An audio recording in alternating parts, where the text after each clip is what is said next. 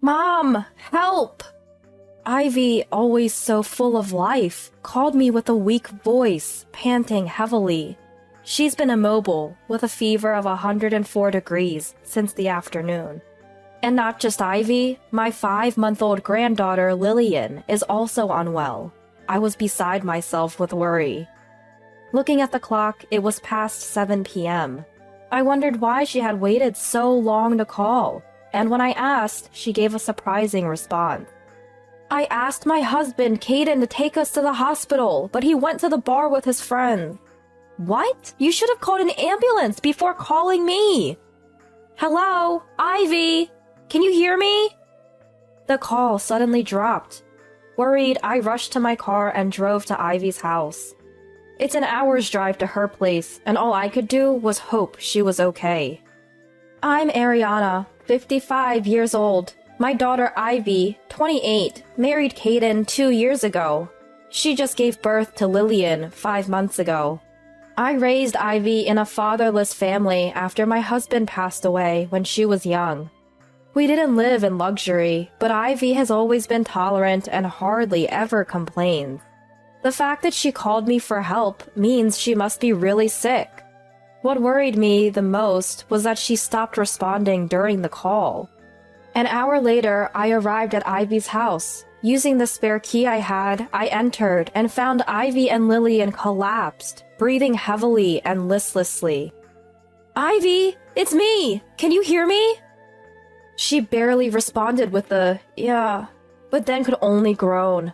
Ivy's body was burning up, her lips dry. Seeing her mobile phone was dead, I realized why our call was cut off. I'm going to get you to the hospital right away. I called for an ambulance immediately, and soon after, they disappeared into the treatment room. After a while, the doctor came over to where I was waiting in the hallway. Ivy and Lillian are pretty weak. They're starting to develop complications, and if the fever doesn't go down, it could be tough. You should prepare yourself for the worst. The doctor's words were so shocking that I just stood there, stunned, tears streaming down my face. I hurried to charge Ivy's mobile phone and call Caden, but not even a ringtone sounded.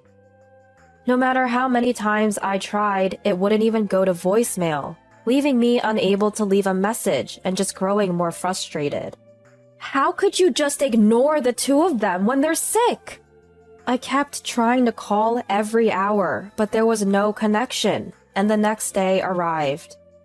Thinking that Caden would call back as soon as he saw the missed calls, I put Ivy's phone in my bag and waited. Finally, in the afternoon, I got a call from Caden. Hey, Ivy! Where'd you go? I'm home. Get back here and make dinner. I've been waiting for your call. Why didn't you get in touch sooner? Huh? Is that you, Ariana? When I confirmed it was me, Caden's voice, momentarily puzzled, then rough, demanded, What's up? Put Ivy on the line. I can't do that. I'm sorry to say they both passed away. They're gone? Yes. That's great. Instead of the sorrow I expected, Caden's response was shockingly inappropriate. Really, that's just perfect. Your wife and daughter have left this world. What's so funny? Caden's gleeful exclamation at my trembling words filled me with rage. Yet, in response to my question, he blurted out something utterly surprising. Well, you see, ever since we had a kid, Ivy's been so annoying whenever I wanted to go out. Ugh, what a relief. How can you say something so terrible? Caden's cruel words kept coming, cutting deep. She looked sick yesterday, so I ignored her on purpose. What did you say? If I did, she might not make it, right? That's why I went to the bar, intentionally. Caden spoke with such casualness, it was as if he had no heart at all. As I stood there speechless, he continued with more unbelievable statements. The apartment in Ivy's name? It's all mine now. Oh, and that's not all. I get the savings and the life insurance money. Now I can meet any girl I want openly. Awesome. What a despicable person! My head was pounding, and if Caden were here, I'd want to knock him out. I clenched my back teeth and my fist hard to contain my anger. My throat was choked up. No words could come out. When the funeral's ready, let me know. I'll be the chief mourner. Gotta keep up appearances, you know. Having said that, Caden hung up the phone. I was so shocked I couldn't stop my hands from shaking. I found myself sitting down right where I was. I'm not going to let Caden do whatever he wants. I'm going to get revenge for Ivy and Lillian. With a flame of anger burning in my heart, I began to meticulously prepare for my revenge. So, 5 days later, in the evening, I was waiting inside Ivy's apartment for Caden to return. In the meantime, Caden had the nerve to say, "I'm going on a trip with my girlfriend, so can we have the funeral this weekend?" When Caden, fresh from his trip, unlocked the door and stepped into the living room, he froze at the sight of me standing in the dim room. "Don't scare me like that! What are you doing here?" "I've come to say goodbye. We won't be seeing each other anymore, will we?" "Has the funeral date been set finally?" "Before that, I want a proper apology." I handed him an album with pictures of Ivy and Lillian smiling, and to my disbelief, he said, "Cut it out, that's creepy," and threw it on the floor. Not only that, but he kicked it aside, as if it were a nuisance. Seeing Caden's cruel behavior made my anger boil over. And just as I was about to shout, "Enough!" a baby's cry filled the room. Instantly, Caden's arrogant demeanor melted away, replaced by shock. Then he turned deathly pale. "What's that sound?" "What sound?" "The sound of a baby crying?" "It must be Lillian, then." My words sent him into a frantic look around, clearly losing his composure. As if to further torment him, the baby's cry grew louder and louder. Caden finally covered his ears, pleading, "Stop it! Please, stop!" Then, in the next moment, pointing to a room in the back, he trembled violently. "Ah! There's a ghost!" Seeing Ivy come out of the darkness, holding Lillian, Caden began to cross himself and pray feverishly. As Ivy, with a face full of anger, and Lillian crying, slowly approached, he begged, "Please go to heaven! I apologize for not saving you! Just disappear!" Shaking violently, Caden collapsed to the floor, crawling. Why won't you disappear?" "You must have a grudge against you. Maybe it's because of this?" I slammed a photo of Caden and his mistress happily together on the table. "Why is this here?" Caden's hands shook violently. "You said when Ivy and Lillian died, you were happy to see your lover, remember? I took this as evidence." "No way. That's why Ivy is angry." "I'm sorry for cheating. Please forgive me." "You admit it. Then you'll divorce Ivy. And as compensation for the adultery, you'll sign this pledge to pay $20,000 in the divorce settlement." Caden, nodding slightly, signed the document I had brought with trembling hands. Even after, Ivy moved closer to the worthless man who was still frightened, trying to avoid seeing her and Lillian. "Whoa, back off! You signed the divorce papers and the affidavit, didn't you? Look at me, closely! I have a physical presence, right?" "Huh? Both Lillian and I are very much alive." As Caden tentatively raised his face, he scrutinized Ivy from head to toe, then slumped down, relieved. But in the next moment, he turned beet red with anger and began to rage. "Don't mess with me! Don't scare me like that! Lying woman! Saying you're dead to trick me? What do you want?"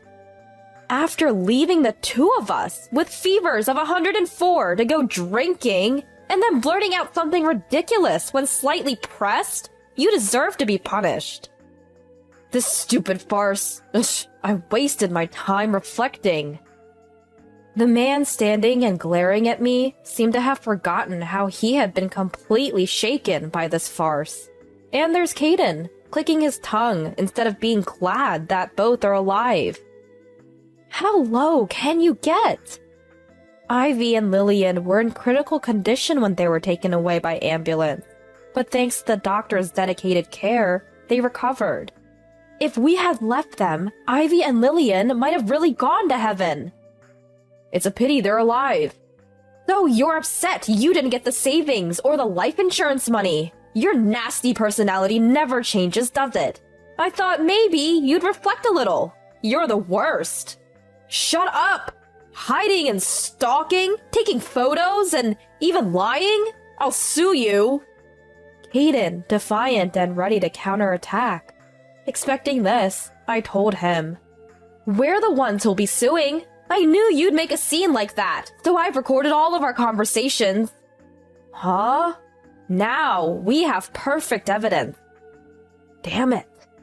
Caden, unable to argue back, bit his lip in frustration. Then, as promised, you'll pay the $20,000 in compensation in the divorce case. Just take it out of the property division. Our savings account holds $40,000. Half of it is mine, so you're okay with getting nothing? Huh? Caden stared at us, mouth agape in shock. Deciding to knock him down further, I said, you seem to think you bought Ivy's apartment, but it's rented. So pack your things and leave, please. Ugh, forget it. I'll live with my mistress. Scratching his head frantically, Caden began calling his mistress right before our eyes, but she wouldn't pick up, no matter how many times it rang. Strange, I haven't heard from her since yesterday. I could hardly suppress my laughter as I informed him. Well, you shouldn't be surprised. I filed for damages due to infidelity. Don't do stuff without my permission. She's just as responsible. It's only fair.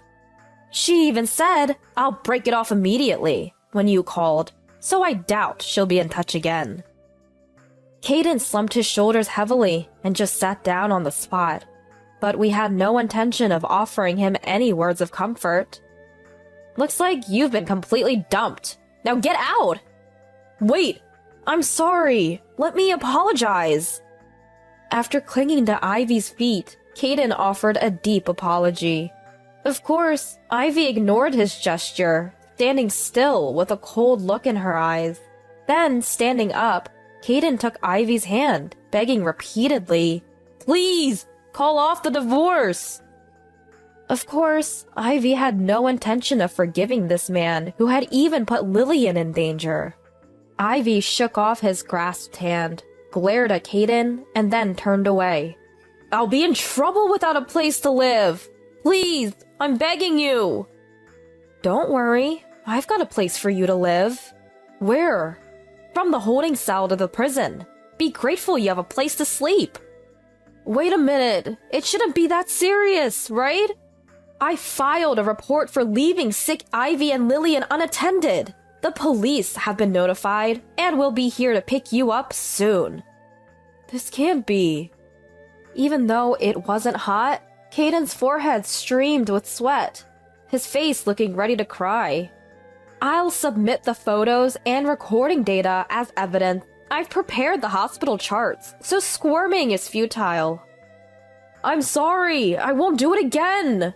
I'm truly remorseful, so please don't prosecute me. I can't trust a terrible man like you. Caden, who had taken the lives of precious Ivy and Lillian lightly while enjoying his affair, really needs to be scared straight. Maybe he'll have a change of heart behind those dark, tall walls. After all, living people are probably scarier than any ghost. Ivy, help me! You love me, right? After you were after my life insurance money? What are you saying now? My feelings for you have cooled down with the fever. And with that, goodbye. Don't ever show your face to us again. Once again, Caden couldn't stand and was immobile on the spot, until the arriving police scooped him under the arms and put him into the patrol car. We will probably never see Caden again. Ivy and I moved out of the apartment and immediately filed the divorce papers, receiving $20,000 as compensation in the divorce settlement. Caden's crime seems to be quite serious, and it looks like it'll be hard for him to step out of prison for a while. Ivy and Lillian are living with me at my house now. The baby is growing up fast and can now stand while holding on to something. She might start walking soon. Despite everything, I'm happy to be able to witness Lillian's growth with Ivy. Having reclaimed our peaceful daily lives, we spend every day smiling.